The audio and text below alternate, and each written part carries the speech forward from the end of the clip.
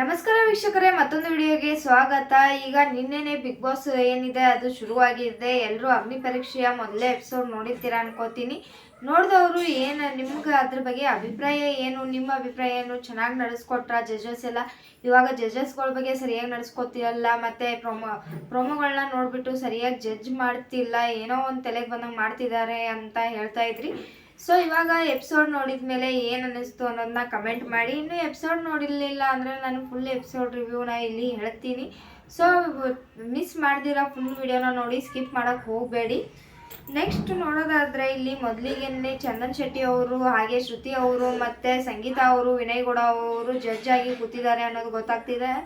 ಅದರಲ್ಲಿ ಇನ್ನು ಮೊದಲೇ ಕಂಟೆಸ್ಟೆಂಟ್ ಬಂದಿದ್ದು ಯಾರಪ್ಪ ಅಂದರೆ ಚರಣ್ ಶೆಟ್ಟಿ ಅಂತ. ಅವ್ರ ಬಗ್ಗೆ ಪ್ರೊಮೋದಲ್ಲಿ ಕೂಡ ನೋಡಿರ್ತೀರಾ. ಒಂದು ಸ್ವಲ್ಪ ಅವರು ಕ್ಯಾರೆಕ್ಟರ್ ತುಂಬಾ ಡಿಫ್ರೆಂಟ್ ಅನಿಸುತ್ತೆ. ಯಾಕಪ್ಪ ಅಂದರೆ ಅವರು ಥಿಂಕ್ ಮಾಡೋ ರೀತಿ ಇರ್ಬೋದು, ಅದು ಅವ್ರು ಮಾತಾಡೋ ರೀತಿ ತುಂಬಾ ಡಿಫ್ರೆಂಟ್ ಆಗಿತ್ತು ಅಂತ ಹೇಳ್ಬೋದು. ಒಂಥರ ಈ ಕಡೆ ಜಾನನೂ ಅಲ್ಲ ಪೆದ್ದನೂ ಅಲ್ಲ, ಆದರೆ ಜಾನ ಪೆದ್ದು ಅಂತಾರಲ್ವ, ಆ ಥರ ಅವರು ನನಗೆ ಅನಿಸಿದ್ರು. ಹಾಗಂತ ನಾನು ಅವ್ರನ್ನ ಪೆದ್ದ ಅಂತ ಹೇಳ್ತಾ ಇಲ್ಲ. ಸೊ ಅವ್ರ ಕ್ಯಾರೆಕ್ಟರ್ ತುಂಬಾ ಇಂಟ್ರೆಸ್ಟಿಂಗ್ ಆಗಿದೆ. ಮುಂದಿನ ದಿನಗಳಲ್ಲಿ ಬಿಗ್ ಬಾಸ್ ಮನೆಗೆ ಅವ್ರು ಹೋದರೆ ಅವ್ರ ಕಡೆಯಿಂದ ಏನೋ ಒಂದು ಎಂಟರ್ಟೈನ್ಮೆಂಟ್ ಕೂಡ ಸಿಗ್ಬೋದು ಅಂತ ಅನಿಸುತ್ತೆ. ಸೊ ಕಾಯ್ದು ನೋಡೋಣ ಅವ್ರ ಬಗ್ಗೆ ಏನು ಅನಿಸುತ್ತೆ ಅಂತ. ಇನ್ನು ಅವರು ಪ್ರೊಮೋ ಬಂದಾಗ ಸಂಗೀತ ಶೃಂಗೇರಿ ಅವರು ಅವ್ರ ಫಿಸಿಕಲ್ ಏನು ಸ್ಟ್ರೆಂತ್ ಇರುತ್ತೋ ಅದನ್ನು ತೋರಿಸ್ಬಿಟ್ಟು ಇವ್ರನ್ನ ಸೆಲೆಕ್ಟ್ ಮಾಡಿದ್ದಾರೆ ಅಂತ ಕೂಡ ಹೇಳ್ತಾ ಇದ್ರು. ಸೊ ಅದು ಅಲ್ಲಿ ಆಗಿಲ್ಲ. ಸಂಗೀತ ಶೃಂಗೇರಿ ಅವರು ಕೂಡ ಸೆಲೆಕ್ಟ್ ಮಾಡಿದ್ದಾರೆ, ವಿನಯ್ ಕೂಡ ಸೆಲೆಕ್ಟ್ ಮಾಡಿದ್ದಾರೆ, ಹಾಗೆ ಚಂದನ್ ಶೆಟ್ಟಿ ಅವರು ಸೆಲೆಕ್ಟ್ ಮಾಡಿದ್ದಾರೆ. ಆದರೆ ಶ್ರುತಿ ಮ್ಯಾಮ್ ಒಬ್ಬರೇ ಮಾತ್ರ ಅವ್ರನ್ನ ಸೆಲೆಕ್ಟ್ ಮಾಡಿಲ್ಲ. ನೆಕ್ಸ್ಟ್ ನೋಡೋಣ ಅಂತ ಹೇಳಿದ್ದಾರೆ. ಅದನ್ನು ಬಿಟ್ಟರೆ ಮಿಗಿದವ್ರು ಎಲ್ಲರನ್ನೂ ಸೆಲೆಕ್ಟ್ ಮಾಡಿದ್ದಾರೆ. ಸೊ ಅವರು ತುಂಬ ಖುಷಿಯಾಗಿದ್ದರು. ಇನ್ನು ನೆಕ್ಸ್ಟ್ ಬರುವಂಥ ಹಂತಗಳಲ್ಲಿ ಪಾಸ್ ಆಗಿ ಕೊನೆವರೆಗೂ ಇದ್ದು ಬಿಗ್ ಬಾಸ್ಗೆ ಹೋಗ್ತಾರಾ ಅಥವಾ ಇಲ್ಲೇ ಅಗ್ನಿ ಪರೀಕ್ಷೆಯಲ್ಲೇ ಮನೆಗೆ ಹೋಗ್ತಾರಾ ಅನ್ನೋದನ್ನ ಕಾಯ್ದು ನೋಡ್ಬೇಕು. ಒಟ್ಟಿನಲ್ಲಿ ಅವ್ರನ್ನ ಸೆಲೆಕ್ಟ್ ಮಾಡಿರೋದು ನನಗಂತೂ ಇಷ್ಟ ಆಯಿತು ಅಂತ ಹೇಳ್ಬೋದು. ಅವರು ಕ್ಯಾರೆಕ್ಟರ್ ಏನಿದೆ ತುಂಬಾ ಡಿಫ್ರೆಂಟ್ ಆಗಿದೆ. ಇನ್ನು ನೆಕ್ಸ್ಟ್ ನೋಡೋದಾದರೆ ರತ್ನ ಅಂತ ಬಂದಿದ್ರು, ರತ್ನ ಚಂದ್ರಪ್ಪ ಅಂತ. ಅವ್ರಿಗೆ 72 ವರ್ಷ ಅಂತ ಕೂಡ ಗೊತ್ತು. ಹಿಂದಿನ ಪ್ರೊಮೋಗಳಲ್ಲಿ ಕೂಡ ತೋರಿಸಿದ್ರು. ಅವರು ಕೂಡ ಸೆಲೆಕ್ಟ್ ಆಗಿದ್ದಾರೆ. ಅವ್ರು ಎಷ್ಟು ದಿನ ಉಳ್ಕೋತಾರೆ ಅಂತ ಗೊತ್ತಿಲ್ಲ, ಆದರೆ ಅವ್ರಿಗೂ ಕೂಡ ತುಂಬಾ ನಾಲೆಜ್ ಇದೆ ಅಂತ ಅನ್ನಿಸ್ತು. ಹಾಗೆಯೇ ಸ್ಟ್ರೆಂತಲ್ಲೂ ಕೂಡ ಇದ್ದಾರೆ ಅಂತ ಹೇಳ್ತಾ ಇದ್ದಾರೆ. ಇನ್ನು ನೆಕ್ಸ್ಟ್ ಬರುವಂಥ ದಿನಗಳಲ್ಲಿ ಅವರ ಸ್ಟ್ರೆಂತನ್ನ ಕೂಡ ತೋರಿಸ್ತಾರೆ ಅನ್ನೋದು ಗೊತ್ತಾಗ್ತಾ ಇದೆ. ಆದರೆ ತುಂಬಾ ಲೆವಲಿವಿಟಿ ಆಗಿದ್ದಾರೆ. ಹಾಗೆಯೇ ತುಂಬ ಚೆನ್ನಾಗಿ ಮಾತಾಡ್ತಾರೆ, ತುಂಬ ಚೆನ್ನಾಗಿ ಟಕ್ಕರ್ ಕೂಡ ಕೊಡ್ತಾರೆ. ಸೊ ಬಿಗ್ ಬಾಸ್ ಮನೆಗೆ ಈ ಥರ ಕಂಟೆಸ್ಟೆಂಟ್ಗಳು ಕೂಡ ಹೋಗ್ಬೋದು. ಕಾಯ್ದು ನೋಡೋಣ ಅಗ್ನಿ ಪರೀಕ್ಷೆಯಲ್ಲಿ ಅವರು ಉಳ್ಕೊಂಡು ಬಿಗ್ ಬಾಸ್ಗೆ ಹೋಗ್ತಾರೆ ಅಥವಾ ಅಗ್ನಿ ಪರೀಕ್ಷೆಯಿಂದನೇ ಮನೆಗೆ ಹೋಗ್ತಾರ ಅಂತ ನೆಕ್ಸ್ಟ್ ಎಪಿಸೋಡ್ಗಳಲ್ಲಿ ಕಾಯ್ದು ನೋಡಬೇಕು. ನಿನ್ನೆ ಟೋಟಲ್ ಆಗಿ ಬಂದವರು 8 ಜನ. 8 ಜನದಲ್ಲಿ 4 ಜನ ಸೆಲೆಕ್ಟ್ ಆಗಿದ್ದಾರೆ, ಇನ್ನಿಬ್ಬರು ಹೋಲ್ಡಲ್ಲಿದ್ದಾರೆ. ಇನ್ನು ಅದರಲ್ಲಿ ಇಬ್ಬರು ಮನೆಗೆ ಹೋಗಿದ್ದಾರೆ ಅಂತ ಹೇಳ್ಬೋದು. ಇನ್ನು ನೆಕ್ಸ್ಟ್ ಇವರಿಬ್ಬರು ಸೆಲೆಕ್ಟ್ ಆಗಿದ್ದಾರೆ. ಇದ್ರ ಜೊತೆಗೆ ಇನ್ನೂ ಇಬ್ಬರು ಸೆಲೆಕ್ಟ್ ಆದವ್ರನ್ನ ಹೇಳ್ತೀನಿ ಫಸ್ಟಿಗೆ. ಇಲ್ಲಿ GK ಪೂರ್ಣಿಮಾ ಅಂತ, ಅವರಂತರೂ ಸ್ಟಾರ್ ಕಂಟೆಸ್ಟೆಂಟ್ ಆಗಿದ್ದಾರೆ. ಸ್ಟಾರ್ ಕಂಟೆಸ್ಟೆಂಟ್ ಅಂದರೆ 4 ಜನ ಈ ಜಡ್ಜಸ್ಗಳು ಏನಿದ್ದಾರೋ ಅವರು ಎಲ್ಲನೂ ಗ್ರೀನ್ ಸಿಗ್ನಲ್ ಕೊಡಬೇಕು, ನೆಕ್ಸ್ಟ್ ಹಂತಕ್ಕೆ ನೀವು ಹೋಗ್ಬೋದು ಅಂತ. ಅವರಿಗೆ ಮಾತ್ರ ಸ್ಟಾರ್ ಕಂಟೆಸ್ಟೆಂಟ್ ಅಂತ ಹೇಳ್ತಾರೆ. ಇವಾಗ ಏನು ಹೇಳಿದ್ನೋ ಮಿಕ್ಕಿದವ್ರಿಬ್ರು ಕೂಡ ಸ್ಟಾರ್ ಕಂಟೆಸ್ಟೆಂಟ್ಸ್ ಅಲ್ಲ. 3 ವೋಟ್ಗಳು ಗ್ರೀನ್ ಬಂದಿದೆ, ಇನ್ನೊಬ್ಬರು ರೆಡ್ ಕೊಟ್ಟಿದ್ದಾರೆ. ಸೊ ಹಾಗಾಗಿ ಅವರೇನು ಸ್ಟಾರ್ ಕಂಟೆಸ್ಟೆಂಟ್ ಅಲ್ಲ, ಆದರೆ ಮುಂದಿನ ಹಂತಕ್ಕೆ ಸೆಲೆಕ್ಟ್ ಆಗಿದ್ದಾರೆ. ಇನ್ನು ನೆಕ್ಸ್ಟ್ ಇನ್ನೊಬ್ರು ಮಾಡರ್ನ್ ಕವಿ ಮಂಜು ಅಂತ ಬಂದಿದ್ದಾರೆ. ಅವರು ಕೂಡ ಸೆಲೆಕ್ಟ್ ಆಗಿದ್ದಾರೆ 3 ಜನರಿಂದ. ಇಲ್ಲಿ ಪೂರ್ಣಿಮಾ ಅವ್ರನ್ನ ನೋಡಿದಾಗ ತುಂಬಾ ಚೆನ್ನಾಗಿದ್ದಾರೆ ಅಂತ ಅನಿಸ್ತು. ತುಂಬಾ ಕಷ್ಟದಿಂದ ಬಂದಿದ್ದಾರೆ. ಅವರೊಂಥರ ಟಾಮ್ ಬಾಯ್ ಥರ ಇದ್ದಾರೆ. ತುಂಬ ಚೆನ್ನಾಗಿ ನಿನ್ನೆ ಕೂಡ ಮಾತಾಡಿದ್ರು. ಸೊ ಇನ್ನು ಮುಂದಿನ ದಿನಗಳಲ್ಲಿ ಅವರು ಇದ್ದರೆ ತುಂಬಾ ಸಖತ್ತಾಗಿ ಫೈಟ್ ಕೊಡ್ತಾರೆ ಅಂತ ಹೇಳ್ಬೋದು. ಅವ್ರದಂತೂ ತುಂಬಾ ಡಿಫ್ರೆಂಟ್ ಪರ್ಸನಾಲಿಟಿ ಇದೆ ಅಂತ ಹೇಳ್ಬೋದು. ಈ ಬಿಗ್ ಬಾಸ್ ಮನೆಗೆ ಕೂಡ ಅವ್ರ ಥರ ರಗಡ್ ಆಗಿರೋರೇ ಬೇಕು. ಸೊ ನೋಡೋಣ ಏನಾಗುತ್ತೆ ಅಂತ. ಇನ್ನು ನೆಕ್ಸ್ಟ್ ಬಂದರೆ ಮಾಡ್ರನ್ ಕವಿ ಮಂಜು ಅಂತ ಬಂದಿದ್ರು. ಅವ್ರನ್ನ ನೋಡಿದಾಗ ನನಗೆ ಪ್ರಥಮ್ ಅವರೇ ನೆನಪಾದ್ರು. ಬಿಗ್ ಬಾಸ್ ಪ್ರಥಮ್ ಅವರು ಅವ್ರ ಥರನೇ ಇವರು ಕೂಡ ಇದ್ದಾರೆ ಸಿಮಿಲರ್ ಆಗಿ ಅಂತ ಅನಿಸ್ತು. ಸಿಕ್ಕಾಪಟ್ಟೆ ಮಾತಾಡ್ತಾರೆ.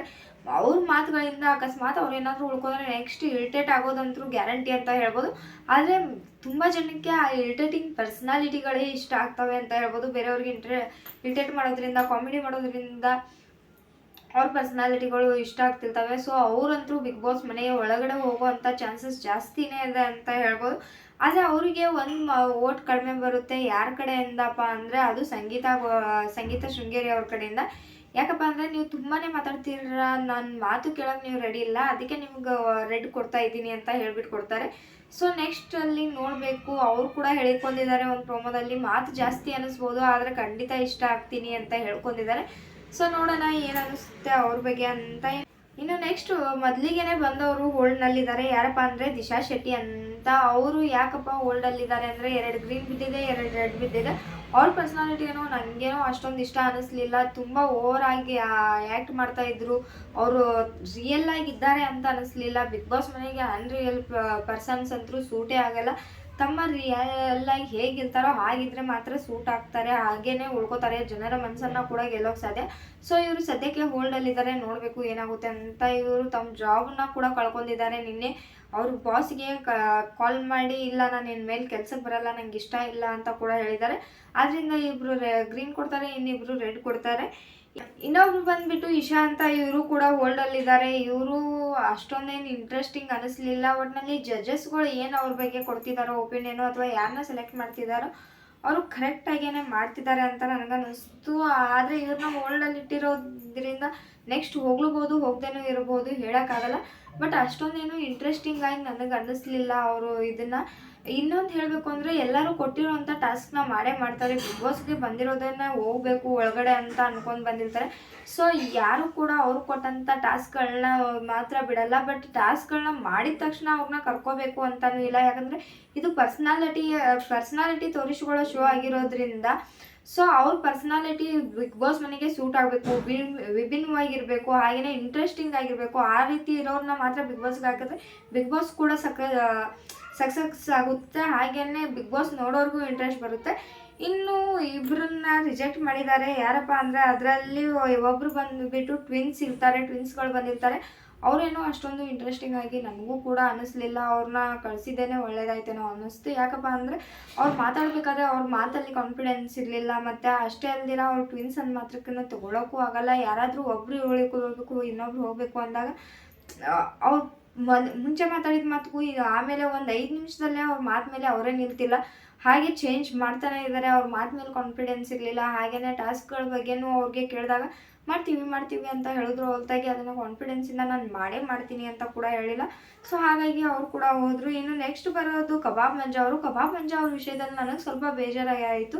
ಯಾಕಪ್ಪ ಅಂದರೆ ಅವ್ರನ್ನ ಸೆಲೆಕ್ಟ್ ಮಾಡಲಿಲ್ಲ, ಮನೆಗೆ ಕಳಿಸಿದ್ರು ಅನ್ನೋ ಸಲುವಾಗಲ್ಲ.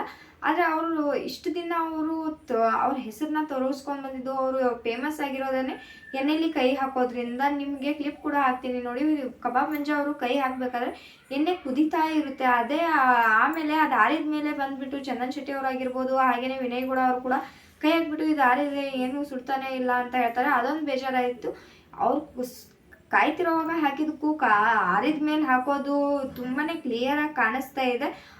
ಬೇಡ, ಅವ್ರನ್ನ ಕರ್ಕೊಲಿಲ್ಲ ಅಂದ್ರೂ ಪರವಾಗಿಲ್ಲ. ಯಾಕಂದರೆ ಅವರು ಪರ್ಸನಾಲಿಟಿ ಅವ್ರಿಗೆ ಇಂಟ್ರೆಸ್ಟ್ ಅನಿಸಿಲ್ವೇನೋ, ಅಥವಾ ಅವರು ಕೂಡ ಒಂದು ಸ್ವಲ್ಪ ಕಾನ್ಫಿಡೆನ್ಸ್ನಲ್ಲಿ ಕಡಿಮೆನೇ ಇದ್ದರು ಮಾತಾಡಬೇಕಾದ್ರೆ. ಅವರು ಅದು ಅಲ್ದಿರ ನಮ್ಮ ತಾಯಿ ತಮ್ಮ ಹುಡ್ಕೋಬೇಕು ಅಂತ ಬಂದಿದ್ರು. ಸೊ ಸಿಂಪತಿಗೋಸ್ಕರ ಬಿಗ್ ಬಾಸ್ ಮನೆಗೆ ತೊಗೊಳಕ್ಕೂ ಆಗಲ್ಲ. ಅವ್ರ ಅಪ್ಪ ಅಮ್ಮ, ಅವರ ತಾಯಿ ಹಾಗೆ ಅವ್ರ ತಮ್ಮ ಎಲ್ಲೇ ಇದ್ದರೂ ಸಿಗಲಿ ಅಂತ ನಾವು ಕೂಡ ಆಶಿಸ್ತೀವಿ. ಆದರೆ ಇದೊಂದು ಮಾತ್ರ ಮಾಡಬಾರ್ದಿತ್ತು. ಅವ್ರಿಗೆ ಅವಮಾನ ಮಾಡಿದ್ರೇನೋ ಅನ್ನೋ ಥರ ನನಗೆ ಫೀಲ್ ಆಯಿತು. ಇನ್ನು ನೆಕ್ಸ್ಟ್ ಯಾರ್ಯಾರು ಬರ್ತಾರೆ ಇವತ್ತಿನ ಎಪಿಸೋಡಲ್ಲಿ ಅಂತ ಮುಂದಿನ ವಿಡಿಯೋದಲ್ಲಿ ತಿಳಿಸ್ಕೊಡ್ತೀನಿ. ಇನ್ನು ಯಾರ್ಯಾರು ಸೆಲೆಕ್ಟ್ ಆಗಿದ್ದಾರೆ, ಯಾರ್ಯಾರು ಡಿಸೆಲೆಕ್ಟ್ ಆಗಿದ್ದಾರೆ ಅಂತ ಕೂಡ ಹೇಳ್ತೀನಿ. ಅಷ್ಟೇ ಅಲ್ದಿರ ಇನ್ನೊಂದು ಏನು ಅನ್ನಿಸ್ತು ಅಂದರೆ, ನನಗೆ ಯಾರೋ ಅಮುಕು ಆಗಿರ್ಬೋದು, ಬೇರೆಯವ್ರು ಗಂಗಾಕಾದು ಆಗಿರ್ಬೋದು, ಅವರು ಕೂಡ ಸೆಲೆಕ್ಟ್ ಆಗಿರ್ಬೋದೇನೋ ಅಂತ ನನ್ನ ಅಭಿಪ್ರಾಯ. ಯಾಕಂದರೆ ಇವಾಗ ಯಾರ್ಯಾರು ಸೆಲೆಕ್ಟ್ ಆಗಿದ್ದಾರೋ ಅವ್ರ ಬಗ್ಗೆ ಅರ್ಧಕ್ಕರ್ಧ ಅವ್ರಿಗೆ ಬಂದಿರೋದು ಪ್ರೋಮೋಗಳು ನೆಗೆಟಿವ್ ಆಗೇ ಬಂದಿದ್ವು. ಅವ್ರು ಸೆಲೆಕ್ಟೇ ಆಗಿಲ್ವೇನೋ, ಅವ್ರು ಬೇಡ ಅಂತ ಕಳಿಸಿದ್ದಾರೆ ಅನ್ನೋ ರೀತಿಯಾಗಿ ಬಂದಿದ್ವು. ಆದರೆ ಎಪಿಸೋಡ್ ನೋಡಿದಾಗ್ಲೇ ಬೇರೆ ಇತ್ತು. ಪ್ರೋಮೋಕ್ಕೂ ಎಪಿಸೋಡ್ಗೂ ತುಂಬಾ ಡಿಫ್ರೆನ್ಸ್ ಇರುತ್ತೆ. ಕಳೆದ ವರ್ಷ ನೋಡಿರ್ಬೋದು, ಪ್ರೋಮೋದಲ್ಲಿ ತೋರಿಸೋದೇ ಒಂದಿರುತ್ತೆ, ಎಪಿಸೋಡಲ್ಲಿ ಇರೋದೇ ಒಂದಿರುತ್ತೆ. ಸೊ ಇಲ್ಲೂ ಕೂಡ ಅದೇ ಆಗ್ತಿದೆ. ಸೊ ಅವರು ಕೂಡ ಬಂದಿರ್ಬೋದೇನೋ, ಅವರು ಕೂಡ ಸೆಲೆಕ್ಟ್ ಆಗಿ ನೆಕ್ಸ್ಟ್ ರೌಂಡಿಗೆ ಹೋಗಿರ್ಬೋದೇನೋ ಅಂತ ಅನ್ನಿಸ್ತಾ ಇದೆ. ಕಾಯ್ದು ನೋಡೋಣ ಏನಾಗುತ್ತೆ ಅಂತ. ಮತ್ತೆ ಸಿಗ್ತೀನಿ ಮುಂದಿನ ವಿಡಿಯೋದಲ್ಲಿ. ಇದೇ ರೀತಿಯಾದ ಬಿಗ್ ಬಾಸ್ ಅಪ್ಡೇಟೆಡ್ಗಳು ಈ ಚಾನಲಲ್ಲಿ ಬರ್ತಾನೆ ಇರ್ತವೆ. ಇನ್ನೂ ನಮ್ಮ ಚಾನಲ್ನ ಸಬ್ಸ್ಕ್ರೈಬ್ ಮಾಡ್ಕೊಂಡಿಲ್ಲ ಅಂದರೆ ಸಬ್ಸ್ಕ್ರೈಬ್ ಮಾಡ್ಕೊಳ್ಳಿ. ಹಾಗೆಯೇ ಪಕ್ಕದಲ್ಲಿರೋ ಅಂಥ ಬೆಲ್ ಐಕನ್ನ ಕ್ಲಿಕ್ ಮಾಡಿ. ನಮಸ್ಕಾರ.